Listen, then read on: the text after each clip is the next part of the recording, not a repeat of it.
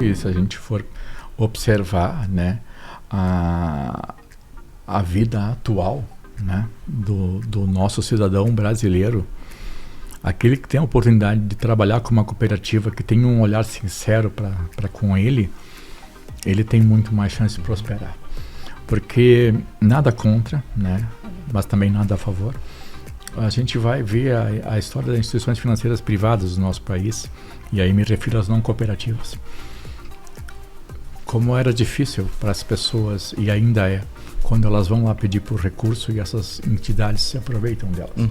Porque para a grande diferença em uma instituição cooperativa financeira e uma instituição financeira privada, que não cooperativa, é a busca pelo resultado. A não cooperativa, normalmente, ela busca isso de uma forma incisiva, inclusive buscando o endividamento do indivíduo. Na verdade, ela enriquece pelo endividamento do indivíduo. No entanto, dentro das cooperativas, se crê e se entende que não é isso que a gente busca. A gente busca a todo custo que esse cidadão pague em dia as suas dívidas, que ele consiga dar a volta. A gente estimula ele a fazer as coisas corretas. Então existe uma diferença muito grande, que normalmente, inclusive, o associado percebe. Olha quantos programas nós temos hoje de educação financeira, por exemplo. É contramão ao mercado, né? Sim. Porque no modelo, né, hoje atual do mercado, que nem você bem frisou, Paulo, quanto mais endividado, quanto mais juros eu pagar, né, melhor aumenta a minha rentabilidade, aumenta o meu lucro. E nós hoje, né, o nosso modelo cooperativo Sicredi, trabalha a educação financeira, né, nas escolas, nas empresas, né, até com programas como o Empreenda, por exemplo, que traz, né, uma organização melhor dos pequenos empresários, enfim. Isso é diferente, né? Isso é diferente. Nós estamos sendo já percebidos como um modelo diferente, né? Porque uma coisa é você dizer, né, Paulo? Você diz, você fala para as pessoas que você faz. Mas agora no dia a dia, quando efetivamente você vai lá, né, educa as crianças, traz uma mensagem, né, sobre educação financeira, que deveria ser, hein, Paulo? Eu acredito que deveria ser já uma disciplina, né, nas escolas, lá no início, né, quando nós começamos. Nós teríamos talvez um Brasil diferente quando nós começamos, né, Paulo? Nós que somos dos anos 70 e alguma coisa, talvez se lá tivéssemos uma disciplina de educação financeira, por que não o Brasil não estaria diferente hoje? Né? Mas ainda há tempo, né? Ainda há tempo, e nós temos um trabalho muito focado, muito forte nessa questão da educação financeira. Tanto que hoje a gente já começa a ver esse movimento da educação financeira começar a acontecer, né? Em algumas escolas, em alguns estados mesmo do Brasil, né?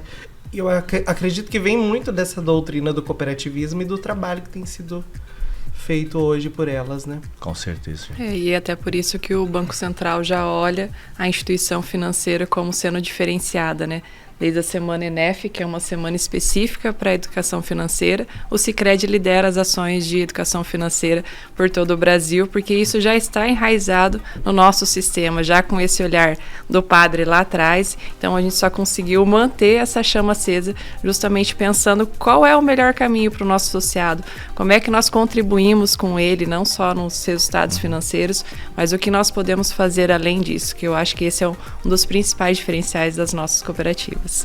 Isso, com certeza, é um diferencial fantástico que as cooperativas têm.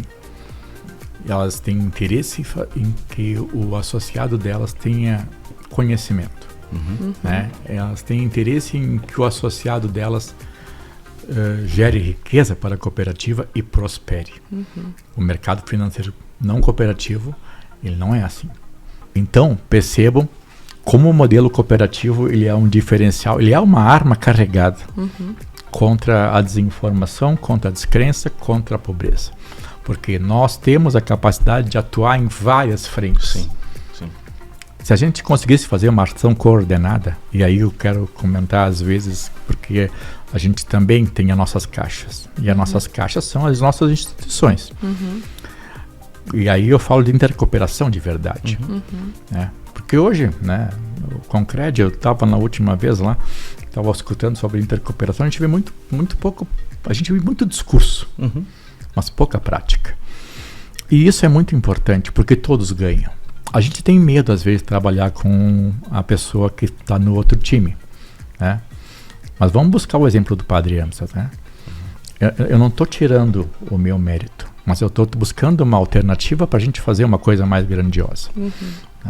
Então, às vezes, a gente tem que se despir desse preconceito para tentar fazer uma ação coordenada muito mais massiva, porque para mim é o que falta. No momento que a gente olhar para o nosso concorrente, porque as cooperativas concorrem também, elas concorrem uma com a outra, concorrem pelo associado e concorrem pelo produto, mas não podem esquecer que elas são irmanadas de causa. A gente quer que o cooperativismo seja a ferramenta de todos. E dentro disso, né, concordo com o presidente, educação financeira deveria ser um dos primeiros princípios que a gente deveria ter a nível de país. O meu questionamento é, será que nossos governantes têm esse interesse? Eu acho que não. E aí é o nosso papel das cooperativas, né? De fazer esse trabalho bonito, né? E até pegando um gancho no que você falou, Paulo, sobre os 10% da população hoje brasileira estar vinculado a alguma das cooperativas de crédito, 90% ainda estão nos sistemas bancários tradicionais. Nós fizemos um movimento diferente esse ano com as nossas assembleias, onde nós tivemos a participação de mais de 8.000 pessoas e nós trouxemos junto com a assembleia uma formação do Crescer. Porque aonde que o associado exerce o poder de voto, aonde que o associado entende o que é cooperativa? É na Assembleia. E às vezes o movimento, o modelo da Assembleia, uma parte mais burocrática, que nós precisamos sim seguir a risca, até por conta de determinação do Banco Central. Mas nessa prestação de contas, como é que a gente levava isso para o nosso associado? Nas formações que nós fazíamos do Crescer, nós perguntávamos para os associados, vocês sabem o que vocês estão fazendo na Assembleia, além do jantar? Claro que isso daí nas comunidades todo mundo sabe, jantar, Sicredi, sempre tem comida, né, nos nossos eventos. E daí as pessoas falavam assim, você sabe por que você está erguendo o cartão na hora que o presidente pede a aprovação da pauta ou pede quem vota? Não. Eu falei, mas tá, por que você ergue o cartão? Não, porque alguém ergueu, eu também ergui. E às vezes você pega ali alguém conversando, não sabe o que está acontecendo, viu todo mundo erguendo o cartão, ergue também. Ergue também. Né? E essa era uma preocupação que a gente sempre conversava, né, presidente? Como é que nós levamos conhecimento para o associado do que nós somos? Era no momento da Assembleia e esse ano nós fizemos um movimento diferente. Durante a Assembleia, nós fomos fazendo um pouco de Crescer ali, aliás, quase tudo do Crescer, praticamente na Assembleia, mas explicando as pautas, qual era o movimento, e trazia e fazia essa pergunta para os nossos associados. Por que 90% ainda estão nos modelos, sendo que todo mundo sabe que o cooperativismo gera prosperidade numa comunidade? O que faz as pessoas não virem para o nosso movimento? E daí nós caímos no questionamento. As pessoas não conhecem o nosso sistema. Elas não sabem tudo que o Sicredi faz. E quantos depoimentos, né, presidente, que nós ouvimos, as pessoas falando assim, nossa, agora eu entendi que eu sou o dono. Agora eu entendi qual é o meu papel aqui dentro. Agora eu entendi o que é a cooperativa. Então, a partir de agora, o desconhecimento é, acho que, o nosso maior inimigo hoje dentro do cooperativismo. Como é que nós levamos essa informação para as pessoas, como é que nós geramos segurança, porque também o medo das pessoas sejam, é uma cooperativa de crédito, se ela passar por dificuldades financeiras, quem é que paga essa conta? Sai do meu bolso, tal. Então, a gente também explica qual é o nosso papel e qual é a segurança que o sistema Sicredi traz para as pessoas e para os associados, para que eles fiquem seguros e confortáveis com a sua movimentação financeira nas nossas agências. Isso mesmo.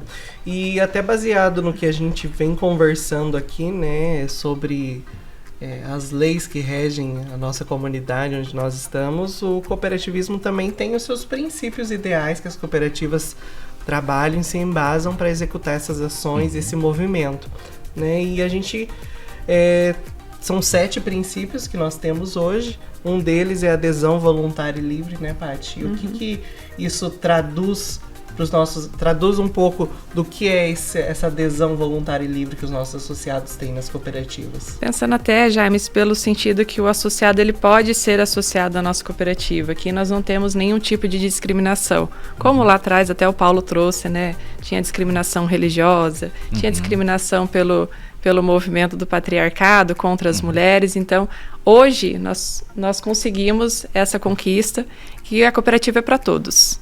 Antigamente, até antes da livre admissão, era uma cooperativa fechada, voltada só para produtores rurais, e por muito tempo nós carregamos isso, principalmente na área de atuação da nossa cooperativa, que o pessoal falava assim, mas eu não posso abrir conta porque lá, eu lembro ainda, é o banquinho da Cooperval, que a Cooperval foi a nossa cooperativa de produção, que começou o nosso movimento lá dentro da cooperativa de produção, e eles falavam, não, é o banquinho da Cooperval.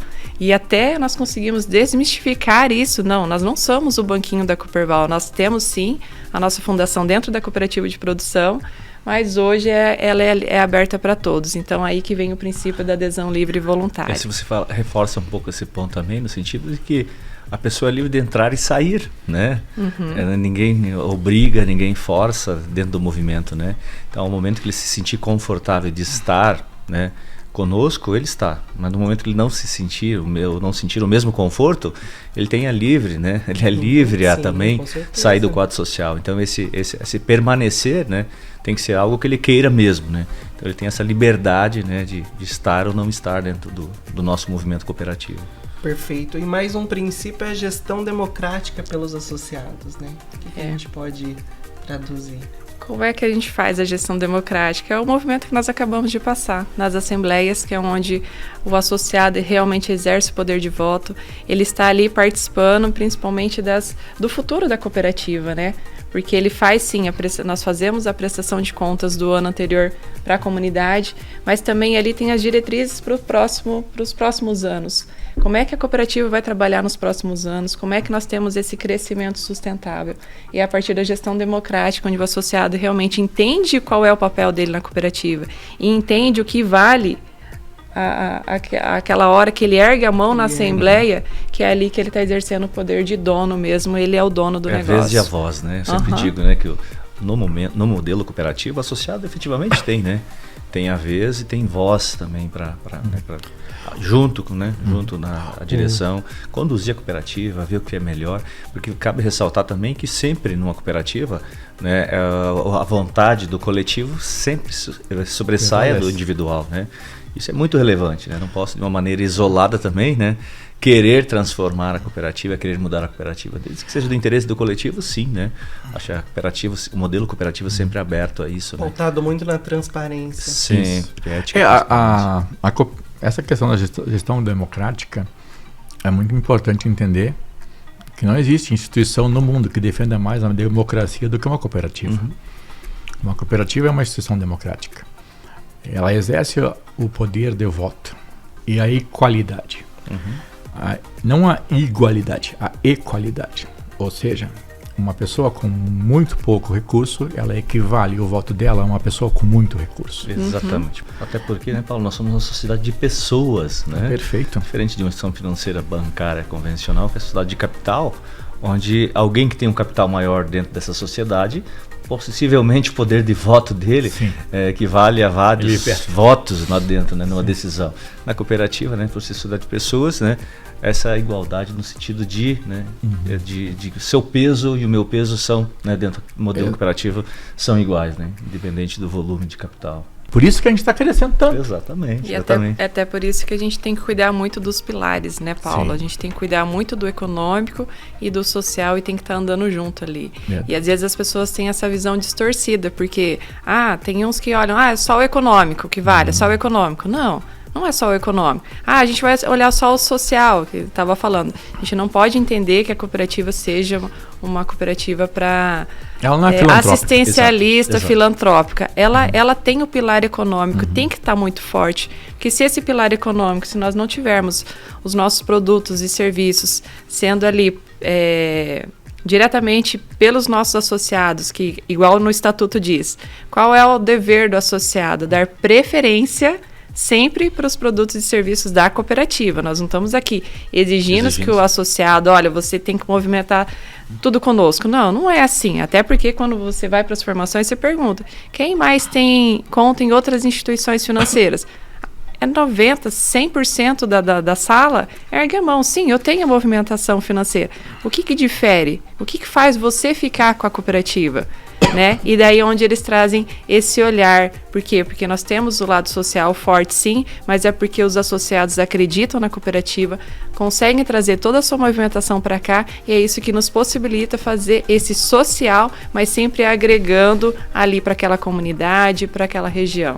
Eu vou trazer um fato histórico que eu preciso trazer agora para complementar essa ação. Olha, para a gente pegar o entendimento da coisa.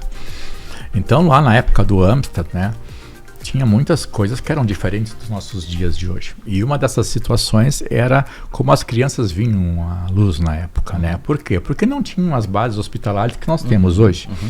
Então, muitas crianças, naquelas épocas, elas eram assistidas por parteiras.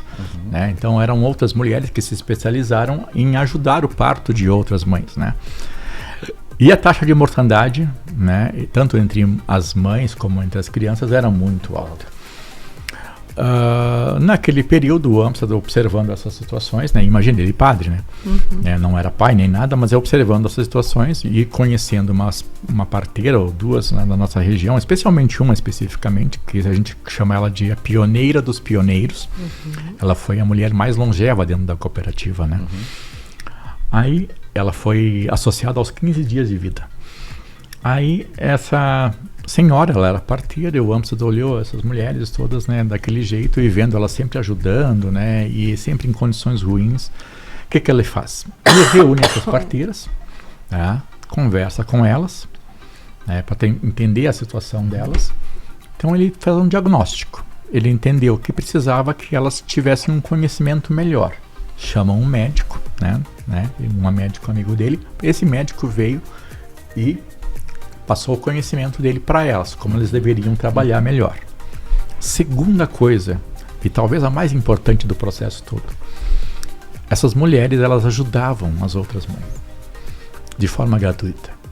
E o Amstrad disse para elas o seguinte: vocês não vão conseguir melhorar as condições de vocês se vocês tratarem isso como uma ação voluntária. É muito importante, mas o que vocês fazem é um trabalho. Então vocês precisam cobrar para poder melhorar as condições de atendimento de vocês. E aí ele ensinou essas parteiras, olha só a loucura, ele ensinou elas a trabalhar melhor as condições do trabalho delas e a receber, elas cobravam. Então essa dona Lore, que foi ela é conhecida como a pioneira dos pioneiros, né, que ela foi essa associada mais velha, ela foi essa parteira, né?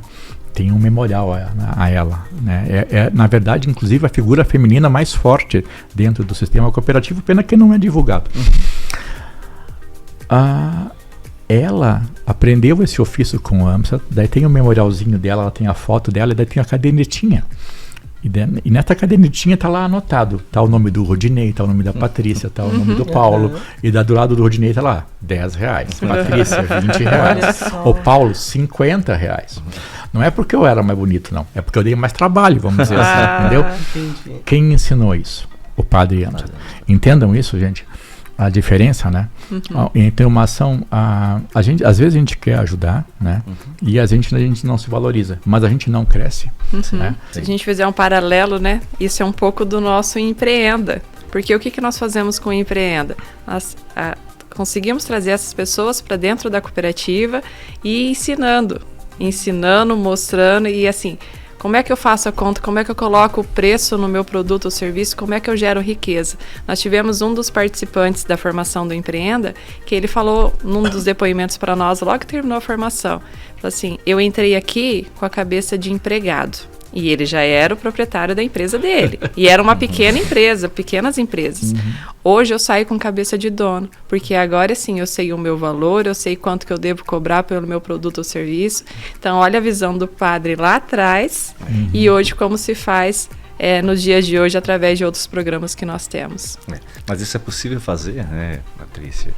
Paulo, é possível fazer se você tiver financeiro, econômico financeiro. Senão fica só utópico, fica no sonho, né?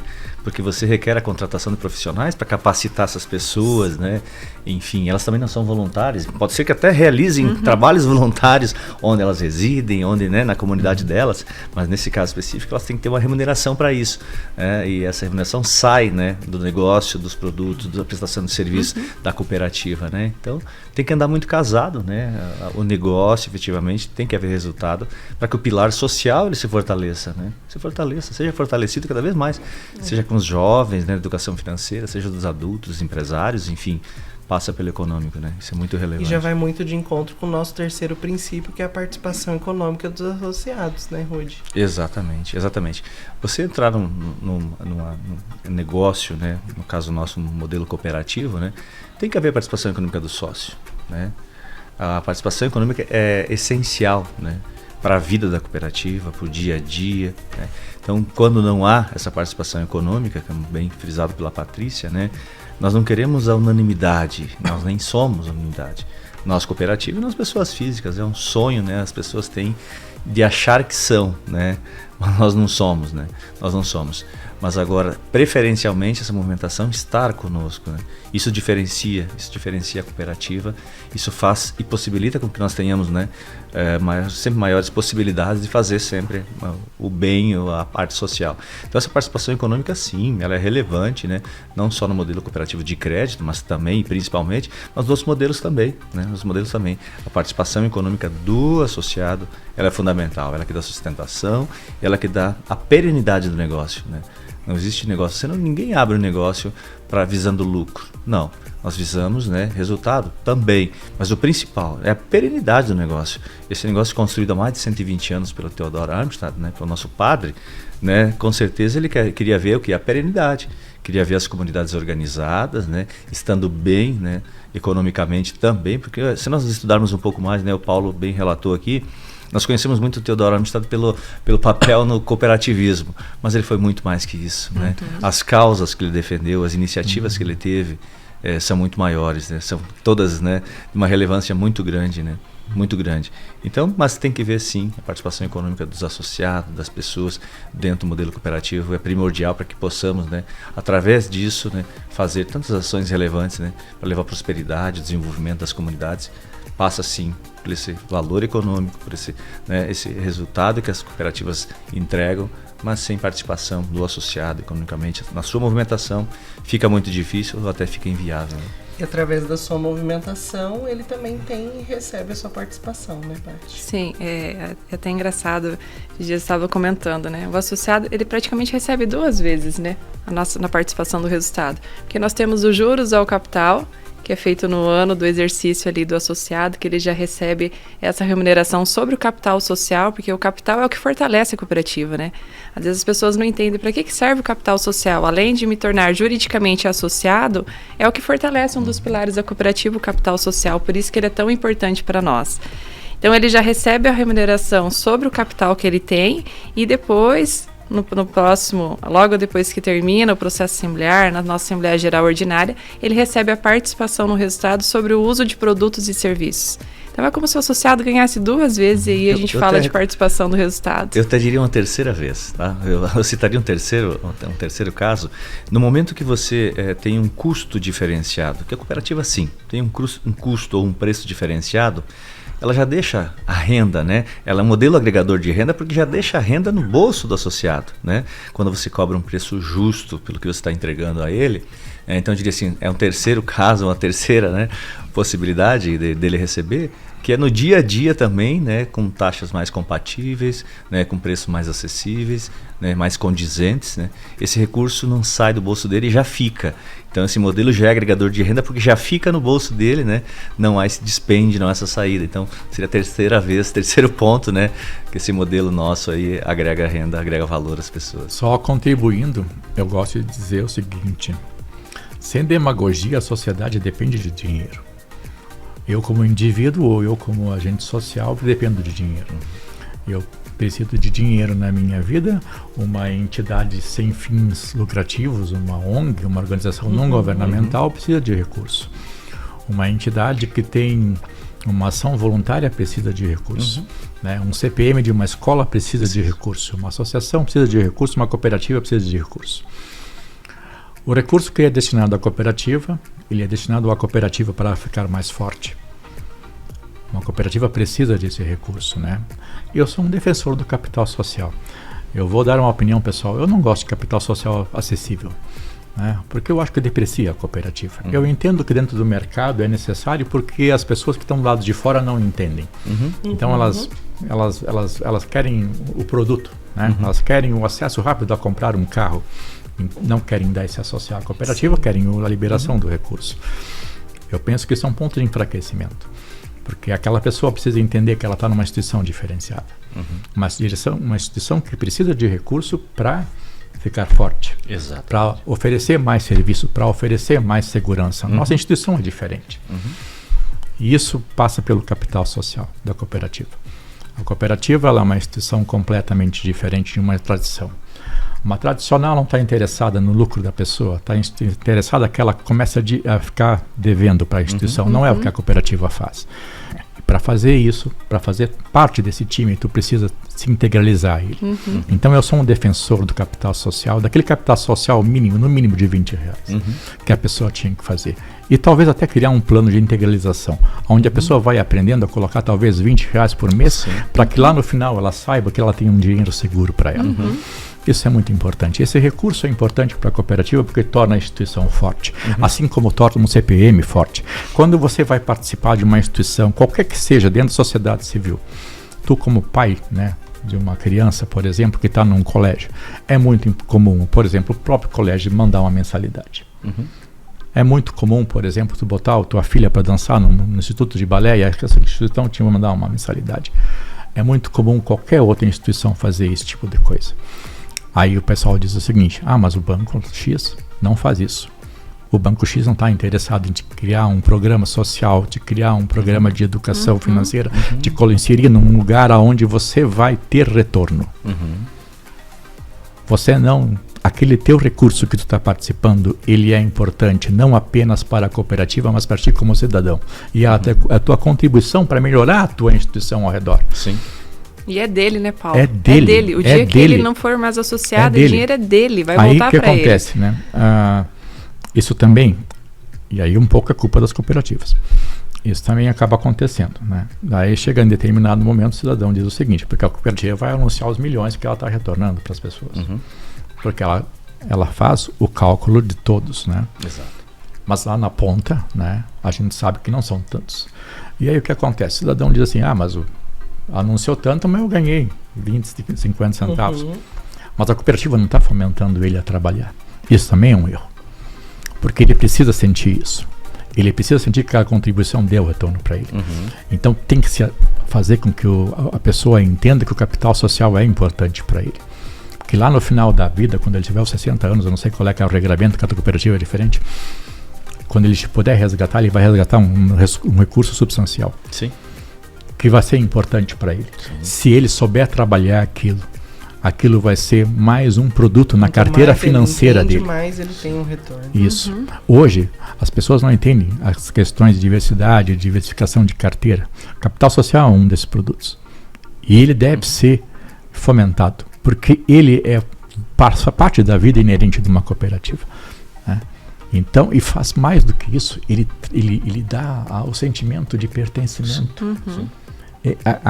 De todos os produtos, aquele produtinho ali é o que dá o sentimento de pertencimento, é o que dá o orgulho lá no final do ano, quando tu vai anunciar esse retorno. Rude, e o quarto princípio que nós temos no cooperativismo é a autonomia e independência das cooperativas. O que isso traduz para nós? Nós comentamos anteriormente, nós somos em 103. Citando o exemplo do sistema Sicredi, né? Eu trago esse exemplo do sistema Sicredi, isso é inerente ao modelo cooperativo dos demais sistemas, das demais ramos cooperativos também. Nós somos em 103 cooperativas do sistema Sicredi, né? Juntos, né, os 103, constituir um banco, constituir uma confederação, temos uma fundação, enfim, temos administradora de consórcio, temos corretor de seguros, temos várias empresas juntos. Mas cada cooperativa, né, dada a sua realidade, dada a sua regionalidade, ela pode trabalhar de uma forma, né? Obviamente que seguindo o RIS, que é o Regimento Interno do Sicredi, seguindo determinações do Banco Central, sim, mas eu tenho uma autonomia, né, aqui na nossa regional, junto com o conselho, junto com a diretoria, de tomar algumas decisões, por exemplo, flexíveis ao dia a dia da cooperativa, né? Até porque cada cooperativa tem o seu conselho de administração, cada cooperativa tem a sua gestão, cada cooperativa tem a sua administração de recursos, por exemplo, tem o seu quadro associativo, social, né? E respeitamos muito a área de ação. No caso do Sicredi, nós respeitamos porque cada cooperativa tem uma área de ação para expansão, abertura de novas agências, né? Então nós não vamos entrar em outra área de ação de outras cooperativas. Então isso está muito claro, né? Que eu tenho essa autonomia, né? Essa autonomia dentro do Sicredi, eu obedeço sim, sigo os regimentos, né? Eu acho que isso faz nós uma fortaleza, né? De termos 103 empresas unificadas, né? Mas com um propósito comum, com diretrizes parecidas, e hoje nós temos uma cadeira na OCO, que é a Organização Mundial das Cooperativas, representada pelo nosso presidente da Central Nossa Paraná, São Paulo e Rio de Janeiro, Sr. Manfred, e o mundo pergunta muito, olha muito para nós e fala assim, como vocês se organizam, né? 103 presidentes, né? Pensando diferente? Não muito, talvez, né? Mas possa haver pensamentos distintos nesse grupo, né? Executivos e conselhos distintos, e vocês tomam decisões tão pautadas para o coletivo, né? Então, eu diria assim, é muito simples, né? Porque há o entendimento de que o final, né, quem tem que ter um reflexo direto são esses associados. Então, o pensamento coletivo, né, no caso dos presidentes, no caso das cooperativas, né, ele tem muito voltado nisso, né? Mas eu reforço que essa autonomia é justamente para isso. No dia a dia, né, eu tenho as minhas políticas, né, internas que possam ser distintas de outra, né? Algumas particularidades regionais que eu possa ter também. Enfim, isso me diferencia muito, né? É um dos princípios que a gente tem muito forte também, e nos orgulha muito o Sistema Sicredi de ter essa organização, essa forma solidária de trabalhar, né?